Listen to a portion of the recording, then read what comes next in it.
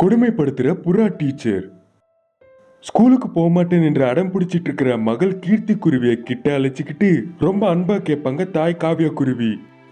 முதல்ல நீ அழுவாதடா கண்ணா, அந்த கண்ணீரை தொடச்சுக்கோ, நீ ஸ்கூலுக்கு போக தேவையில்லை. அப்படி சொன்னோடனே அந்த கீர்த்தி குருவி அழுறதை நிறுத்திட்டு தன்னுடைய கண்களை தொடச்சிப்பா. இப்ப சொல்லுடா தங்கம், எதுக்காக நீ ஸ்கூலுக்கு போக மாட்டேன்னு சொல்ற? ஸ்கூல்ல யாராச்சும் உன்னை திட்டுறாங்களா, ஏதாவது சொல்றாங்களா? அது வந்து மம்மி. பயப்படாம என்கிட்ட சொல்லுமா, நான் உன்னுடைய அம்மா. என்கிட்ட எல்லாமே நீ தைரியமா சொல்லலாம். என்னை பார்த்து நீ பயப்பட தேவையில்லை. நான் உன்னை அடிக்க போறதும் இல்லை, திட்ட போறதும் இல்லை. மம்மி, அது வந்து என்னுடைய ஸ்கூல்ல ராதாபுரான்னு ஒரு புது டீச்சர் ஜாயின் பண்ணிருக்காங்க. அவங்க கொடுத்த ஹோம்ஒர்க் பண்ணாட்டியும் இல்ல அவங்க சொன்ன சப்ஜெக்ட் படிக்காட்டியும் பயங்கரமா அடிப்பாங்க. அது மட்டும் இல்லாம ரொம்ப மோசமா பனிஷ்மெண்ட்டும் தருவாங்க. உன்னை எப்பயாச்சும் அப்படி அடிச்சாங்களாம்மா? ஆமா மம்மி, என்ன அடிச்சாங்க நேத்து. நான் கிளாஸ் ரூம்ல நல்லபடியா ஒழுங்கா எழுதிட்டு இருக்கேன். அந்த மேடமோட பொண்ணு அட்டகாசம் பண்ணி என்ன மாட்டி விட்ட. அதோட அந்த மிஸ் என் மேல கோவத்துல ஐஸ் கட்டி மேல நிக்க வச்சாங்க. அது ரொம்பவே சில்லுன்னு இருக்கிறதுனால நான் அப்படியே இப்படி நகரும் போது என்னுடைய ஒரு கையை உங்க பொண்ணு ரொம்ப கெட்டியா பிடிச்சுக்கிட்டா, மற்றும் உன்னோட கையை சுரேஷ் கலுவோட பையன் கெட்டியா பிடிச்சுக்கிட்டா. அம்மா அப்படி சொல்லிக்கிட்டு திரும்பி மறுபடியும் அழுக ஆரம்பிப்பா. அதை பார்த்த தாய் காவிய குருவிக்கு மகளோட கஷ்டத்தை பார்த்தோன்னே ரொம்ப வருத்தமா இருந்துச்சு. மற்றும் அந்த தாய் குருவியோட கண்ணிலையும் தண்ணி வந்தது. மற்றும் மகளை பிடிச்சி அழுணும் போல தோணுச்சு. ஆனா தான் அழுதா தன்னுடைய மகள் ஒன்னும் பயப்படுவான்னு தன்னுடைய சோகத்தை உள்ளுக்குள்ள மறைச்சுக்கிட்டு தன்னுடைய கண்கள்ல இருந்து வர தண்ணியை தொடச்சுப்பா. நீ ரெஸ்ட் எடுத்து கூட தங்கம், நான் போய் ஸ்கூல்ல இதை பத்தி பேசிட்டு வரேன். வேணாம் மம்மி, வேணாம். அப்ப மறுபடியும் நீங்க போய் கேட்டீங்கன்னா ஒன்னும் திரும்பி அடிக்க மாட்டாங்க. நீ ஒன்னும் பயப்படாதம்மா. ஒருவேளை பசங்க தப்பு பண்ணா அவங்களை கண்டிக்கணும், ஆனா இந்த விதமா பயன்படுத்த கூடாது. எப்படியும் உனக்கு ஃபீஸ் கட்டுற வேலை இருக்குல்ல, அந்த காசுக்காக நான் போயிட்டு வரேன். அந்த காசு கிடைச்சோன்னே நம்ம ஸ்கூலுக்கு போயிட்டு வரலாம். அந்த விதமா சொல்லிட்டு வீட்டுல இருந்து கிளம்பி போவா. இன்னொரு மரத்தின் மேல இருக்கிற ஆகாஷ் காக்காவோட வீடு அது. மகள் நவ்யா காக்கா ஸ்கூலுக்கு போக மாட்டேன்னு அடம் பிடிச்சிட்டு இருக்கா. இதை பாருமா கண்ணே, ஸ்கூலுக்கு போக மாட்டேன்னு சொல்கிறேன். சரி, நான் புரிஞ்சுக்கிறேன். ஆனால் எதுக்காக போக மாட்டேன்னு காரணத்தை சொல்லு. ஒருவேளை ஸ்கூலில் உன்னை யாராச்சும் ஏதாச்சும் சொன்னாங்களா, இல்லை காசு கட்டலன்னு ஏதாச்சும் திட்டினாங்களா? சொல்லுமா கண்ணு. என்னை யாருமே அடிக்கலப்பா. ஆனா கீர்த்தி குருவி, எங்க ராதாபுரா டீச்சர் அவங்க மகள் பண்ண தவறுக்கு அவளுக்கு தண்டனை கொடுத்தாங்க. அந்த கீர்த்தி தான் பண்ணலன்னு எவ்வளவு சொன்னாலும் சுத்தமா கேட்டுக்கவே இல்லை. அவங்க ரொம்ப கொடுமையான எழுதிட்டு இருக்கிற கை மேல ஓங்கி அடிச்சாங்களா, இல்லை நடக்கிற காலில் அடிச்சாங்களா? சொல்லுமா. ஒருவேளை இந்த ரெண்டு இடத்துலையும் இல்லாமல் பறக்கிற ரெக்கை மேலே அடிச்சாங்களா? எங்கே அடிச்சான்னு சொல்லுமா கண்ணு. அடிக்கலப்பா, ஐஸ் கட்டி மேல ரொம்ப நேரமா நிக்க வச்சாங்க. அந்த கீர்த்தி குருவி ரொம்ப அழுதாலும் கொஞ்சம் கூட விடவே இல்லப்பா. எங்க புறா டீச்சர் அவங்களுடைய மகள் சொன்னதுதான் கேட்பாங்க, ஆனா நாங்க எவ்வளவு சொன்னாலும் சுத்தமா கேட்டுக்க மாட்டாங்கப்பா. அப்படி சொல்லிட்டு இருக்கும்போது அந்த காவியா குருவி ஆகாஷ் காக்காவோட வீட்டுக்கு வந்திருக்கும். அண்ணே, வீட்டுல இருக்கீங்களா? இருக்கேன் தங்கச்சி. அப்படி பதில் கொடுத்து ஆகாஷ் காக்கா வெளியில வந்தது. அண்ணே, உங்களுக்கு காசு கேட்டு இருந்தல்ல, அது கொஞ்சம் கொடுக்குறீங்களா? கண்டிப்பா தரேன் தங்கச்சி. ஆமா, அப்போ கீர்த்தி குருவி எப்படி இருக்கா? ஸ்கூலுக்கு போக மாட்டேன்னு அழுகுறா அண்ணா. ஆமா, என்னுடைய மகள் நவ்யா குருவியும் ஸ்கூலுக்கு போக மாட்டேன்னு அழுதுட்டு இருக்கிறா. முந்தா நேத்து கீர்த்திய கிளாஸ்ல தண்டிச்சாங்களாமே, அதை பார்த்து ரொம்பவே பயந்து போயிருக்கா. அதான் நீங்க காசு கொடுத்தீங்கன்னா அதை எடுத்துக்கிட்டு ஸ்கூல் பிரின்சிபல் மேடம் இருப்பாங்களே, அவங்க முன்னாடி கொஞ்சம் சத்தமா பேசுவேன். நீங்களும் வரீங்களா அண்ணா? நம்ம ரெண்டு பேரும் போனா என்ன நல்லா இருக்கும் தங்கச்சி. நம்ம கூட சேர்ந்து மீனாக்கிலையும் மற்றும் வாசு கொக்கையும் சேர்ந்து அழைச்சிட்டு போகலாமே. அவங்க வரமாட்டாங்க அண்ணா, அடி விழுந்தது என்னுடைய மகளுக்கு தானே. அப்படின்னா நம்மளே போகலாம். இரு தங்கச்சி, நான் உள்ள போய் காசு கொண்டு வரேன். அப்படி சொல்லிட்டு அந்த ஆகாஷ் காக்கா வீட்டுக்குள்ள போய் காசை கொண்டு வந்து அந்த காவியா குருவி கையில கொடுப்பான். அந்த காசை வாங்கிக்கிட்டு உடனடியாக அந்த காவியா குருவி அங்கிருந்து பறந்து போயிடுச்சு. சரியா 1 மணி நேரம் கழிஞ்ச பின்பு அவங்க எல்லாருமே ஒன்னா சேர்ந்து அங்கிருந்து ஸ்கூலுக்கு புறப்பட்டாங்க. அப்போ ஸ்கூலுக்குள்ள பிரின்சிபல் சாரதா கிளி முன்னாடி காவியா குருவி மற்றும் ஆகாஷ் காக்கா தங்களுடைய மகள்கள் கூட சேர்ந்து உட்கார்ந்தாங்க. என்னங்க அவ்வளவு மோசமா நடந்ததா? ஒருவேளை அப்படி நடந்திருந்தா என்னுடைய பார்வைக்கு வந்திருக்குமே. அப்படி நடந்திருக்காது. எங்களுடைய பசங்க போய் சொல்லி இருக்க மாட்டாங்கல்ல. அதான் அந்த கிளாஸ் ரூம்ல சிசிடிவி கேமரா இருக்குல்ல, அதுக்குள்ள பாருங்க, உண்மை என்னன்னு தெரிய வரும். அப்படி சொன்ன உடனேயே ஒரு நிமிஷம். அப்படி சொல்லிட்டு அவங்க முன்னாடி இருக்கிற கம்ப்யூட்டர்ல சிசிடிவி கேமராவை ஆன் பண்ணி பாப்பாங்க. அப்ப அதுல ராதாபுராவோட மகள் அட்டகாசம் பண்ற மாதிரி இருக்கும். ஆனா டீச்சர் ராதாபுரா கீர்த்தி குருவிக்கு தண்டனை கொடுப்பாங்க. அதோட காவிய குருவி மற்றும் ஆகாஷ் காக்கா ஒன்னும் பயங்கரமா சத்தமிடுவாங்க. மற்றும் சாரதா குருவியோட சண்டை போடுவாங்க. இருங்க, சண்டை போடாதீங்க, மத்த பசங்க டிஸ்டர்ப் ஆவாங்க. அதான் நான் பேசுறேன்ல. அப்படி சொல்லிட்டு அவங்க போன் எடுத்து உடனடியாக ராதாபுராக்கு போன் அடிச்சு, ராதா டீச்சர் உடனடியாக என்னுடைய அறைக்குள்ள வாங்க. அந்த விதமா சொல்லிட்டு போனை வச்சிருவாங்க. அப்ப அந்த ராதா புறா அந்த ஒரு அறைக்கு வருவாங்க. அங்க இருக்கிற அவங்களோட ஸ்டூடெண்ட்ஸோட பேரண்ட்ஸ பார்த்த உடனே அந்த புறாக்கு எல்லா விஷயமும் புரிய வந்தது. மற்றும் கோவத்தோட ரொம்பவே சத்தமிட்டு, கிளாஸ் ரூம்ல அட்டகாசம் பண்ணது இல்லாம உன்னுடைய அம்மாவை கூட்டிட்டு வரியா நீ? அப்படி சொன்ன உடனே கீர்த்தி குருவி மற்றும் நவ்யா காக்கா ரொம்பவே பயந்து போயிடுவாங்க. அதோட அந்த காவிய புறாக்கு பயங்கரமா கோவம் வந்துரும். உடனடியாக அந்த ராதா புறாவை பயங்கரமா அடிக்க ஆரம்பிப்பாங்க. மேடம், அந்த சிசிடிவி காட்டுங்க, யார் தப்பு பண்ணாங்கன்னு தெரியும். அப்படி சொன்ன உடனே பிரின்சிபல் சாரதா கிளி உடனடியாக அந்த சிசிடிவியை காட்டுவாங்க. அப்போ அந்த ராதாபுரா பாப்பாங்க, தன்னுடைய மகள் தான் அட்டகாசம் பண்ற மாதிரி தென்படும். அதோட அவ்வளவுதான், அந்த ராதாபுரா அங்கிருந்து தப்பிச்சுட்டு ஓடி போயிடும். காவிய குருவி மற்றும் ஆகாஷ் காக்கா எந்த ஒரு ஸ்கூல் ஃபீஸ் கட்டாம தங்களுடைய பசங்களை படிக்க வைக்கிற மாதிரி அவங்க கிட்ட பேசி அங்கிருந்து கிளம்பி போயிடுவாங்க.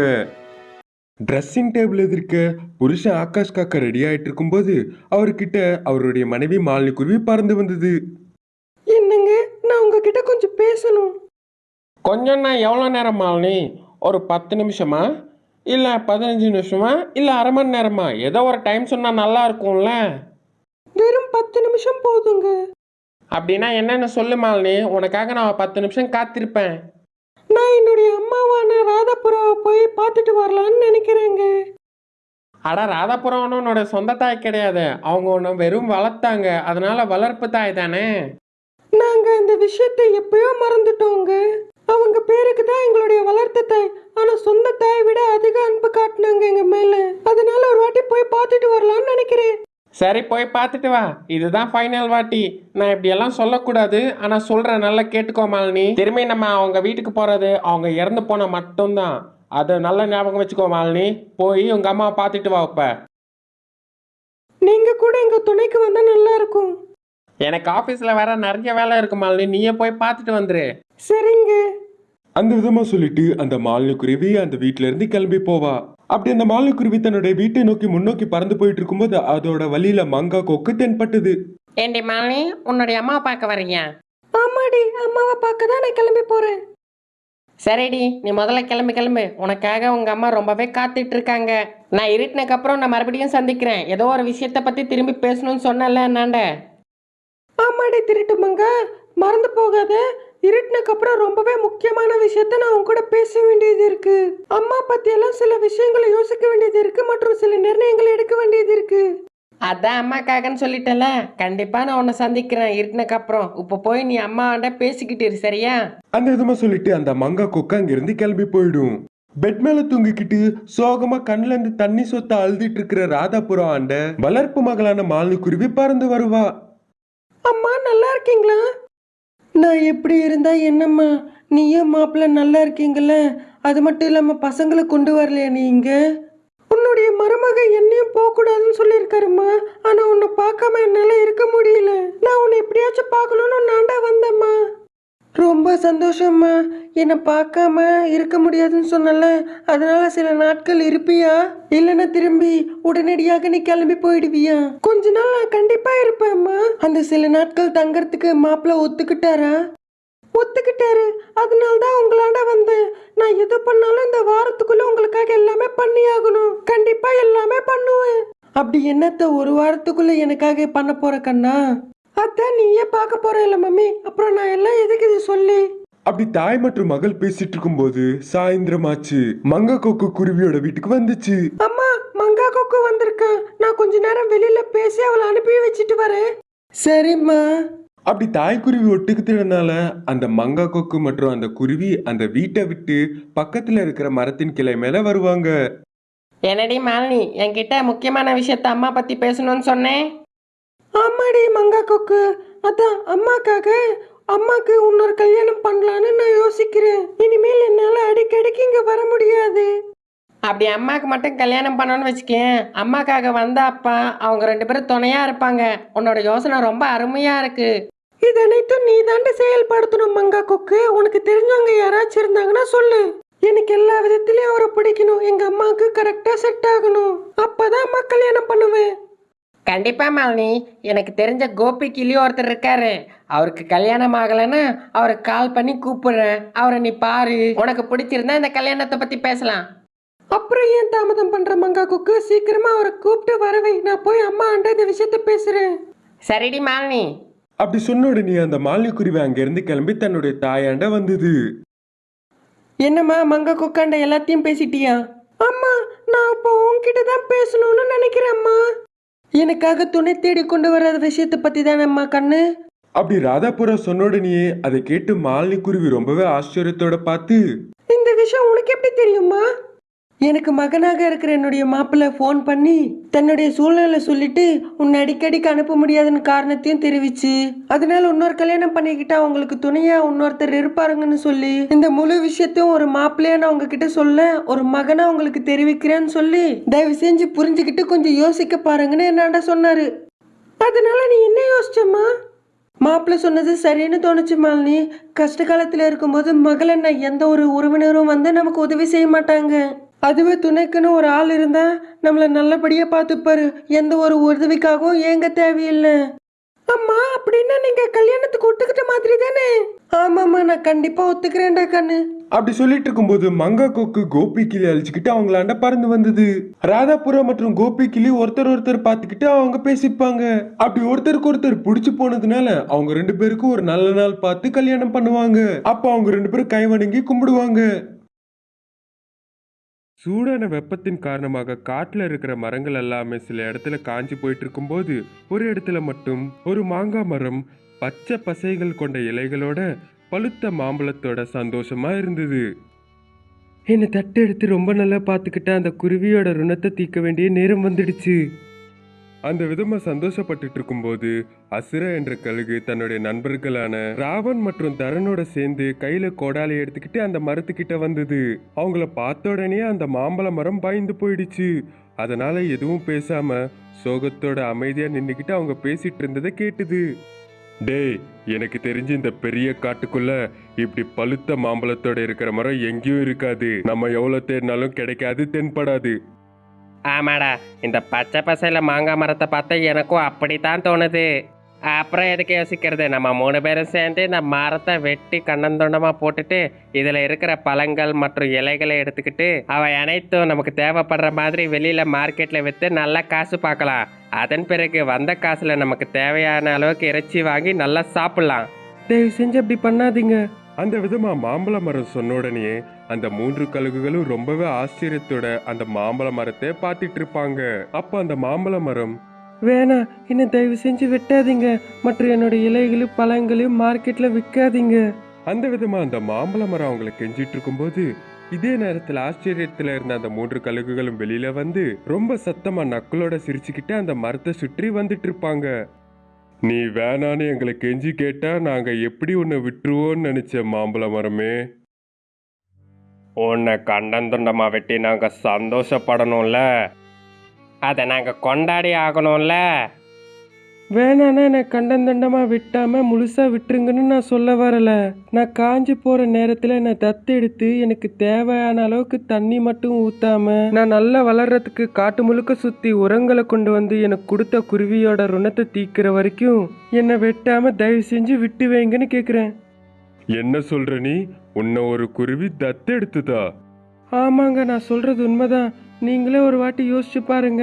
இந்த காட்டு முழுக்க இருக்கிற மரங்கள் காஞ்சி போயிட்டு இருக்கு, ஆனா நான் மட்டும் பச்சை பசையில இருக்கேன். அப்படி சொன்ன உடனே 3 கழுகுகளும் யோசிச்சுக்கிட்டே ஒருத்தர் முஞ்சி ஒருத்தர் பார்த்துட்டு இருந்தாங்க. ஆமா, நீ சொல்றது உண்மைதானே நாங்க எப்படி நம்புறது?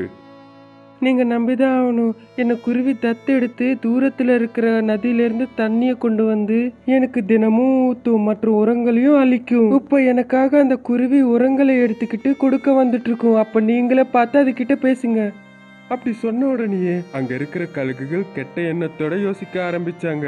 ஒருவேளை அந்த குருவி வந்து அதையும் கொண்டு சாப்பிடலான்னு நினைச்சாங்க. அவங்களுடைய கெட்ட எண்ணம் புரிஞ்சுக்கிட்ட அந்த மாம்பழ மரம் அவங்க கிட்ட இப்படி சொல்லிச்சு.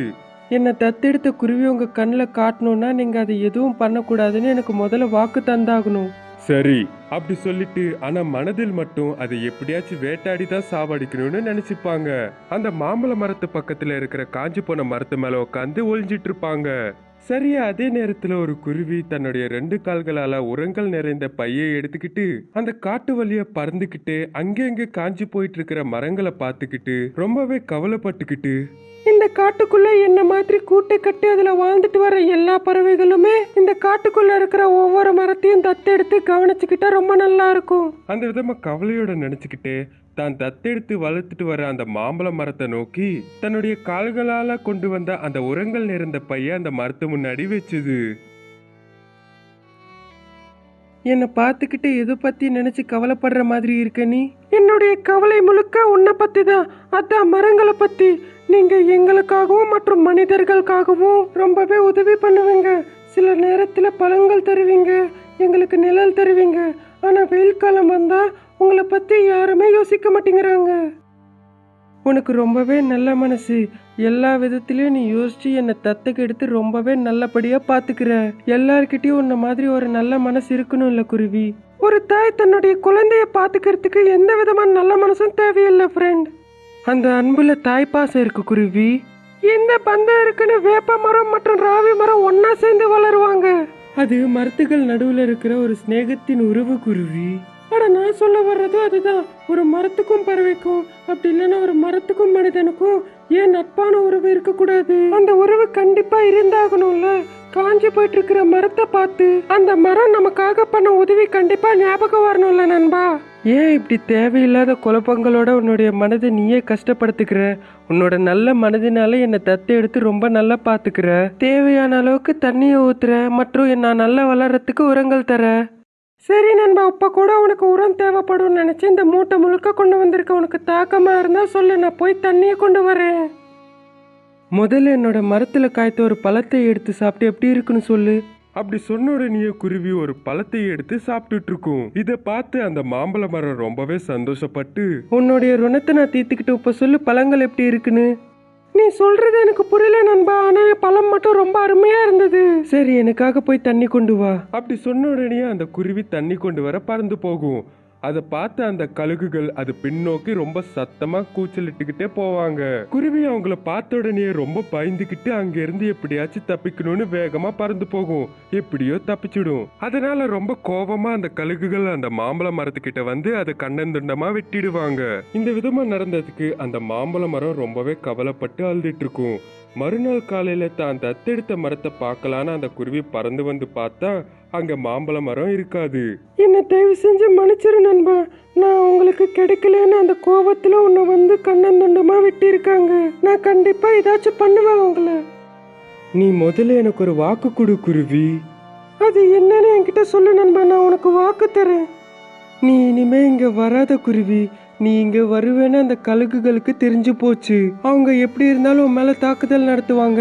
நான் உன்னை இழக்க விரும்பல, நீ எனக்கு வேணும். அந்த விதமா சொல்லி மாங்காய் மரம் அழுதுட்டு இருக்கும்.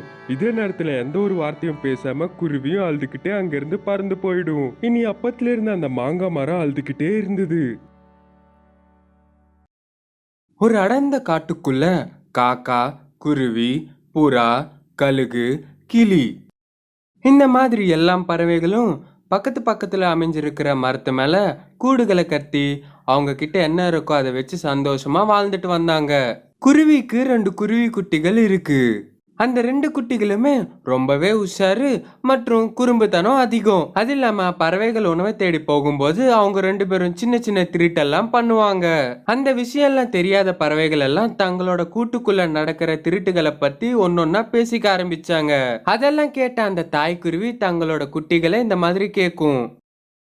பசங்களா, உண்மையை சொல்லுங்க, நீங்க இன்னும் அந்த சின்ன சின்ன திருட்டெல்லாம் பண்றீங்களா? இல்ல என் மேல சத்தியத்தை போட்டோன்னே அதெல்லாம் நிறுத்திட்டீங்களா?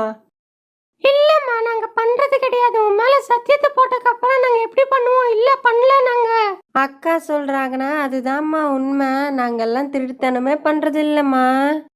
அப்படி ஏதாவது பண்ணீங்கன்னா முன்னாடியே சொல்லிடுங்க. குடும்பமான பஞ்சாயத்துல போறதை விட பர்சனலா நான் அந்த கழுக போய் காலை கைய பிடிச்சி கெஞ்சுவேன். அவங்க அம்மாவோட வார்த்தைகளை கேட்டோன்னு குருவி குட்டிகளோட தலைகள் எல்லாம் கீழே குனியும். அதுக்கு அர்த்தம் என்னன்னா வாக்கு கொடுத்த பிறகும் அவங்க திருட்டுத்தனம் பண்றாங்கன்னு சொல்ல வராங்க. அது புரிஞ்சுக்கிட்ட தாய்க்குருவி இந்த மாதிரி சொன்னாங்க. நீங்க என்னோட பசங்க, நீங்க என்ன பண்ணாலும் எனக்கு அவ்வளவா கோபம் வராது. ஆமா, நீங்க என்ன திருட்டுத்தனம் பண்ணீங்க? அப்படி கேட்ட உடனே அந்த குருவி குட்டிகள் எதுவும் பேசாம அவங்க அம்மா கிட்ட கொண்டு வந்து கொஞ்சம் காசு தருவாங்க. அப்போ அந்த தாய் குருவி அந்த காசையும் அவங்களுடைய பசங்களையும் எடுத்துக்கிட்டு அந்த கழுகு சந்திக்க போகும். நடந்த எல்லா விஷயத்தையும் அந்த கழுகு கிட்ட சொல்லும். அந்த கழுகு அந்த பறவை கூட்டத்துக்கு ஒரு தலைவன் மாதிரி. அந்த கூட்டத்துல நல்லது கெட்டது எல்லாமே அந்த கழுகு தான் பாத்துக்கும். அப்படி அந்த கழுகு பேச்ச கேட்கலன்னா தன்கிட்ட வேலை பார்க்கிற ரவுடி மாதிரி ஒரு கழுக அசிஸ்டண்டா இருந்துட்டு இருக்குது. அது அந்த கழுகு வார்த்தைகளை கேட்காத பறவைகளை தீர்த்து கட்டிடும். டேய் அசிஸ்டன்ட், போய் அந்த புறாவை இங்க கூட்டிட்டு வா. அப்ப உடனடியாக அந்த அசிஸ்டன்ட் கழுகு அந்த பெரிய கழுகு வார்த்தையை மதிச்சு அந்த புறாவை கூட்டிட்டு வந்து அந்த தலைவன் மாதிரி நினைக்கிற கழுகு கிட்ட நிற்பாட்டும். அப்போ அந்த தாய்க்குருவி நடந்த எல்லா விஷயத்தையும் கூறி மன்னிப்பு கூட கேட்கும். அதுக்கு இந்த மாதிரி திரும்பி நடக்காம இருக்கணும்னா இவங்க எல்லாரையும் ஒதுக்கி வைக்கணும். அப்பதான் சரியா இருக்கும். அப்படின்னா தான் நான் இவங்களை மன்னிப்பேன், இல்லைன்னா பஞ்சாயத்து வைப்பேன். அந்த மாதிரி சொன்னதுனால அதுக்கு அந்த தாய்க்குருவி ஒத்துக்கும். 2 நாட்களுக்கு பிறகு தங்களோட குட்டிகள் கூட அது வேற ஒரு இடத்துக்கு போயிடும். அங்க வடைஞ்சு விழுற நிலைமையில இருக்கிற அந்த கூட்டுக்குள்ள தங்களோட பசங்களோட வாழ நிர்ணயிக்கும் அந்த குருவி. இதெல்லாமே அந்த குருவியோட தோழியான காக்காக்கு பிடிக்கல. ஏதாவது ஒரு யோசனை பண்ணி விழுற நிலைமையில தயாரா இருக்கிற அந்த உடைஞ்சு போன கூட்டுல குருவி தன்னோட 2 குட்டிகளோட அந்த கூட்டுல எப்படி இருக்குன்னு யோசனை பண்ணி அந்த குருவிக்கு கொஞ்சம் தூரம்ல பெரிய பெரிய இலைகளை வச்சு ஒரு சின்ன கூடை அமைக்கும். ஒரு நாள் அந்த காக்கா குருவி கிட்ட வந்திருந்தது. நீ ஏண்டி இங்க வந்த? இங்க இருந்து கிளம்பி போயிடு. பார்க்காம இங்க இருக்கிறதுக்கு நான் ஒன்றும் வரல. போறதுக்கு முன்னாடி ஒரு தோழியே என்னோட யோசனை.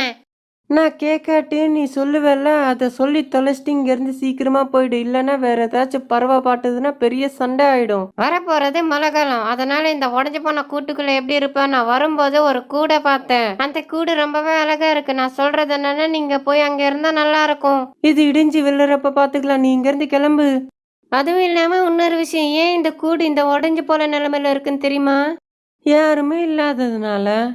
இந்த கூட்டோட விஷயத்தை தெரிஞ்சுக்கிட்டு எந்த ஒரு பறவையும் இங்க வாழ வரல. ஆனா நீ எதுவுமே தெரிஞ்சுக்காம இங்க வாழ வந்திருக்க. பழைய காலத்துல எங்களோட பாட்டிக்கு இந்த கூடுனா ரொம்பவே பிடிக்கும். எங்க பாட்டி இறந்த பின்பு எங்க பாட்டி ஆவியா இந்த கூட்டையே சுத்தி சுத்தி சுத்தி சுத்தி வந்தாங்களாம். அந்த காரணத்தினால எங்க அம்மா அப்பா எப்பவுமே இந்த கூட்டு பக்கமே வர வைக்கல, தெரியுமா? அப்படி அந்த காக்கா தன் வச்ச யோசனைய அந்த குருவிக்கும் தன்னோட குட்டிகளுக்கும் புரியுற மாதிரி சொல்லிச்சு. ஆவின்னு சொன்ன உடனே அந்த குருவி குட்டிகள் ரொம்பவே பயந்து போயிடும். அது மட்டும் இல்லாம அவங்க அம்மா கிட்ட இங்க இருக்க வேணாம்னு சொல்லுவாங்க. வேற எதுவும் பண்ண முடியாம அந்த குருவி தன்னோட குட்டிகளை அழிச்சுக்கிட்டு அந்த காக்கா கட்டின புது வீட்டுக்கு போகும். ஒரு இரவு நேரத்துல இடி மின்னலோட கூடிய கனமழை பெய்யும். அப்போ குருவி தன்னோட குட்டிகளோட சேர்ந்து அந்த காக்கா கட்டின புது வீட்டுக்குள்ள லாந்தரோட வெளிச்சத்துல நல்லா சுகமா தூங்கிட்டு இருக்கும். அவங்க வீட்டுல இருந்து கொஞ்சம் தூரமா இருக்கிற அந்த பாலடைஞ்ச கூட்டுக்கு மின்னல் தாக்கி அந்த கூடை எரிஞ்சிட்டு இருக்கும். அப்ப அந்த இடியோட பயங்கரமான சத்தத்துக்கு குருவி மற்றும் அதோட குட்டிகள் எல்லாம் தூக்கத்துல இருந்து ஏஞ்சி அவங்க வீட்டுல இருக்கிற ஜன்னலாண்ட வந்து வெளியில எட்டி பாக்குங்க. இதுக்கு முன்னாடி இருந்த அந்த பழைய கூடு எரிஞ்சு போயிட்டு இருக்கும். அதே நேரத்துல காக்காவோட கூட்டும் இடிஞ்சு விழுந்துரும். அதனால காக்கா மலையில நனைஞ்சுக்கிட்டு அந்த குருவியோட புது கூட்டுக்கிட்ட வந்து இருக்கும். அப்ப அது கதவு தட்டும். குருவி போய் பாக்கும். அப்ப காக்கா தென்படும். கதவை திறந்த உடனே காக்கா உள்ள வந்துரும். சாரிடி, இந்த இரவு நேரத்துல உன்னோட வீட்டுக்கு வந்து உனக்கு தொல்லை தரேன். இந்த மழையால என்னோட வீடு இடிஞ்சு விழுந்துருச்சு. இந்த இரவுக்கு மட்டும் உன்னோட வீட்டுல கொஞ்சம் இடம் கொடு. இந்த கூடு உன்னோடது காக்கா, நீ தானே கட்டின. எனக்கு நல்லாவே தெரியும். நான் இந்த வழியா வந்தப்ப இங்க எந்த ஒரு கூடும் கிடையாது. இதை நீ தான் கட்டின. ஆனா அந்த கூட்டுல பேய் நடமாறுதுன்னு பொய்ய சொல்லி இந்த புது கூட்டுல எங்களை வாழ விட்ட உன்னோட ருணத்தை எப்படி தீப்பேன்? அவ்வளவு பெரிய பெரிய வார்த்தைகளை எதுக்குடி? இல்லடி, இந்த காலத்துல இந்த மாதிரி யோசிக்கிற ஆளுங்க இருக்காங்களா? சொல்லு நீயே. நீ என்னுடைய தோழி, அதனால உன்னை காப்பாத்துக்க வேண்டியது என்னோட பொறுப்பு. அந்த மாதிரி சொல்லி காக்கா அவங்க நடுவுல இருக்கிற நட்பை ஞாபகப்படுத்தும். நட்புக்கு மற்றும் காக்காவோட அன்புக்கு குருவி கண்ணுல இருந்து தண்ணி வரும். அது ஒரு அழகான காட்டுப்பகுதி. அந்த காட்டுப்பகுதிக்குள்ள சிச்சு காக்கா, தூணி குருவி, அதே மாதிரி தோணி கிளி 3 நண்பர்கள் வாழ்ந்துட்டு வந்தாங்க. இவங்க 3 பேரும் எப்பவே ரொம்ப அன்பா இருப்பாங்க. ஒரு நாள் என்ன ஆச்சுன்னா, இவங்க 3 பேரும் உணவை தேடி காட்டுப்பகுதியை நோக்கி பறந்து போனாங்க. 3 பேரும் வெவ்வேறு திசையில பிரிஞ்சு அவங்களோட உணவை தேடி போனாங்க. ஆனா சீச்சு காக்காக்கும் டோனி கிளிக்கும் உணவு கிடைக்கல. ஆனா தூணி குருவிக்கு பயங்கரமா உணவு கிடைச்சது. திரும்பி அவங்க 3 பேரும் சந்திக்கும் போது இந்த மாதிரி பேசிப்பாங்க. தூணுக்குருவி, உனக்கு ரொம்ப நல்ல உணவு கிடைச்சிருக்கு போல. எங்களுக்கு இன்னைக்கு உணவே கிடைக்கல. எனக்கு தெரிஞ்சு இன்னைக்கு எங்க பசங்க பசியால தான் தூங்கணும். அதுக்கு தூணி குருவி இந்த மாதிரி பதில் சொல்லுச்சு. நீங்க ஒன்றும் கவலைப்படாதீங்க, என்கிட்ட இருக்கிற உணவை பாதி உங்களுக்கு தரேன், சரியா? இது கேட்டு அங்க இருக்கிற 2 பேருக்கும் ரொம்ப சந்தோஷமாயிடும். இந்த மாதிரி சொல்வாங்க, நீ ரொம்பவே நல்லவன், உன்ன மாதிரி ஒரு நண்பன் கிடைக்கிறதுக்கு நாங்க கொடுத்து வச்சிருக்கணும். அப்ப அந்த 3 பேரும் திரும்பி அவங்களோட வீட்டுக்கு கிளம்பி போயிட்டாங்க. இந்த மாதிரி நாட்கள் கழிஞ்சு போனது. ஒரு நாள் என்ன ஆச்சுன்னா தூணி குருவி இந்த மாதிரி சொல்லுச்சு. ஏய் கண்ணா, நான் சொன்னதை அப்ப நீ நல்லா கேட்கணும். இது உன் வாழ்க்கையில நல்லாவே உனக்கு உதவி செய்யும், புரிஞ்சுதா கண்ணா? இந்த மாதிரி சொன்ன பிறகு அந்த சிட்டுக்குருவிக்கு அந்த தாய் எப்படி உணவை தேர்ந்தெடுக்கணும், எந்த மாதிரி சூழ்நிலையில பத்திரமா இருக்கணும், இத மாதிரி நிறையவே சொல்லி கொடுத்தது. அந்த நேரத்துல அந்த சிட்டுக்குருவி இந்த மாதிரி கேட்டுச்சு அவங்க அம்மா கிட்ட. எதுக்காக அம்மா நீங்க எல்லாம் இப்ப இதை என்கிட்ட சொல்றீங்க? அந்த மாதிரி கேட்டதுக்கு அதுக்கு தூணி குருவி இந்த மாதிரி சொல்லும். பாரு கண்ணா, நமக்கு எப்ப வேணா ஆபத்து வரும். அதுக்காக நம்ம எப்பவுமே தயார் நிலையில இருக்கணும். நம்மள நம்ம ரொம்பவே நம்பணும், புரிஞ்சுதா கண்ணா? அப்படி அந்த தாய்க்குருவி சொல்லும். சரி அம்மா, நீ எப்படி சொல்றியா நான் அப்படியே கத்துக்கிறேன், சரியா? அப்படி குட்டி குருவி சொல்லும். அவங்க நிறைய நாள் சந்தோஷமா இருந்தாங்க. ஒரு நாள் என்னாச்சுன்னா அந்த 3 பறவைகளும் திரும்பி உணவை தேடி காட்டு நோக்கி பயணிச்சாங்க. அப்படி போற வழியில அவங்களுக்கு ரொம்பவே நிறைய உணவு கிடைச்சது. உடனடியாக கீழே இறங்கி அந்த உணவை எடுக்கும் போது ஒரு வேட்டைக்காரன் ஒரு அம்பை விடுவான். அந்த அம்பை எதிர்பார்க்காம தூணி குருவி மேல விழுந்து அங்கேயே உயிரிழந்துரும் அந்த குருவி. அந்த குருவிக்கு ஒரு சிட்டுக்குருவி இருக்கு. உடனடியாக அங்கிருந்து தப்பிச்ச 2 பறவைகளும் உடனடியாக அந்த சிட்டுக்குருவியோட கூட்டுக்கு வந்து இந்த மாதிரி காக்கா சொல்லும். டோனி கிளி, நீயும் தூணி குருவியும் ரொம்ப நல்ல நண்பர்கள் இல்ல, நீ இந்த குழந்தைய உங்க வீட்டுக்கு கொண்டு போ அப்படி சொல்லும். அந்த பேச்சை கேட்ட அந்த குட்டி குருவி இந்த மாதிரி கேக்கும். என்னாச்சு? எங்க அம்மாக்கு ஏன் உங்க கூட வரவே இல்ல? எங்க அம்மா எங்க போனாங்க? அந்த மாதிரி கேக்கும். அவங்க 2 பேருக்கும் என்ன சொல்லணும்னு தெரியல. அதனால அந்த சோகத்திலே இந்த மாதிரி சொல்லுவாங்க. உங்க அம்மாக்கு ஒரு வேட்டைக்காரனோட அம்பு காயம் விழுந்து அங்கேயே இறந்து போனாங்க. அது கேட்ட அந்த குட்டி குருவி இந்த மாதிரி அம்மா அம்மா அம்மா அப்படி பயங்கரமா அழுதுட்டு இருக்கும். அவங்க அம்மா சொன்ன வார்த்தைகள் எல்லாம் அதுக்கு ஞாபகம் இருக்கும். அப்ப அந்த குட்டி குருவி, சரி அம்மா, நீங்க சொன்ன மாதிரியே நான் செய்யறேன். கொண்டு வந்த உணவை சாப்பிட்டு திரும்பி மறுநாள் உணவை தேடி தன்னந்தனியாக காட்டுக்குள்ள பயணிக்கும். அப்படி ரொம்ப தூரமா பயணிச்சு உணவுக்காக தேடி அலைஞ்சுக்கிட்டே இருக்கும் அந்த குட்டி குருவி. அப்போ அதுக்கு உணவு தென்படும். உடனடியாக அங்க சாப்பிட்டு அதே மாதிரி மிச்சமுள்ள உணவை எடுத்துக்கிட்டு திரும்பி வழியில வந்துகிட்டே இருக்கும். அப்போ வழியில பசியில இருக்கிற யாராச்சும் குருவிகள் யாராச்சும் இருந்தா அந்த உணவை அவங்களுக்கு கொடுத்து விடும். இந்த மாதிரி அந்த சிட்டுக்குருவி பெரிய குருவியாக மாறும். இப்படி சில நாட்கள் கழிஞ்சு போகும். தினமும் உணவை தேடி காட்டு பகுதிக்கு அந்த பெரிய குருவி கிளம்பிட்டு போயிட்டு இருக்கும்போது ஒரு நாள் அந்த குருவிக்கு ரொம்ப பெரிய பறவை ராஜ்யம் தெரிஞ்சு இந்த மாதிரி கேட்கும் அந்த குருவி. இந்த இடம் ரொம்ப அழகா இருக்கு, இங்க நிறைய பறவைகள் வாழ்ந்துட்டு இருக்கு. குருவி அந்த இடத்துலயே ஒரு கூட்டை அமைச்சு அங்கேயே வாழ்ந்துட்டு வரும். அதே மாதிரி அதோட உணவை கொஞ்சம் மிச்சம் உள்ளது மற்ற பறவைகளுக்கும் கொடுத்து அன்பா இருக்கும். இப்படி இருந்ததுனால அங்க இருக்கிற பறவைகளும் இந்த குருவி மேல நல்ல அன்பா ஒத்துமையா வாழ்ந்துட்டு இருக்கும். ஒரு நாள் என்ன ஆச்சுன்னா அந்த பெரிய கழுகு அந்த பறவைகளோட முட்டைகளை சாப்பிட அதை நோக்கி வந்துட்டு இருக்கும். இதை பார்த்த அந்த குருவி உடனடியாக அந்த கழுகுக்கு எதிரில் போய் இந்த மாதிரி சொல்லும். எங்க போற நீ கழுகு? அந்த மாதிரி கேட்டதுக்கு அந்த கழுகு இந்த மாதிரி சொல்லும். எனக்கு பயங்கரமா பசிக்குது, அதனால அந்த பறவைகளோட முட்டைகளை சாப்பிட நான் அங்க போயிட்டு இருக்கேன் அப்படி சொல்லும். அதுக்கு நான் சுத்தமா ஒத்துக்கவே மாட்டேன். அப்படி அந்த குருவி சொல்லும். இங்க இருக்கிற பறவைகள் எனக்கு ரொம்பவே உதவி செஞ்சிருக்கு. நான் இவங்களுக்கு கடமைப்பட்டிருக்கேன். அதனால உங்களோட குட்டிகளை நான் காப்பாத்துவேன். மரியாதையா நீ இங்க இருந்து போயிடு. உனக்கு வேற வயசு அதிகமாச்சு. என் கூட எல்லாம் போட்டி போட முடியாது. உன் உயிருக்கு தான் ஆபத்து. மரியாதை உன் உயிரை காப்பாத்திக்கணும்னா இங்க இருந்து கிளம்பி போ, இல்லைன்னா உன் உயிருக்கு ஆபத்து. இந்த மாதிரி அந்த குருவி அந்த கழுகு பயன்படுத்தும். வேற இன்னும் பண்ண முடியாம அந்த கழுகு பயத்துல உயிரை காப்பாத்திக்கிறதுக்காக அங்க இருந்து போயிடும். இதை பார்த்துட்டு இருந்த அங்க இருந்த பறவைகள் எல்லாருமே அந்த குருவிய பயங்கரமா பாராட்டுவாங்க. அதே மாதிரி அங்க இருக்கிற ஒரு தாய் குருவி இந்த மாதிரி சொல்லுவாங்க. உனக்கு ரொம்ப ரொம்ப நன்றி. என்னோட பசங்களை நீ தான் காப்பாத்துன. நான் என்னைக்குமே உன்னை மறக்க மாட்டேன். இப்படி அந்த பறவைகள் எல்லாமே ரொம்ப சந்தோஷமா வாழ்ந்துட்டு வரும்.